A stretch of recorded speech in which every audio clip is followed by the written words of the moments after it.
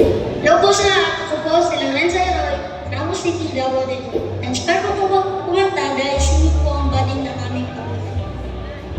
Malaki ang pasasalamat po sa Panginoon dahil binigyan niya ako ng talento at makapasok bilang grand finalist at makamit po ang aking pangarap na maging kampiyon. Saksiyan niyo po ang aking performance ngayong gabi at alam ko na mag-i-enjoy po kayong lahat. This is Lorenzo Roy, Angelic Voice, Manabo City. Team Red number 7, the Angelic Boys ng Panabo City, Lorenzo Eroy.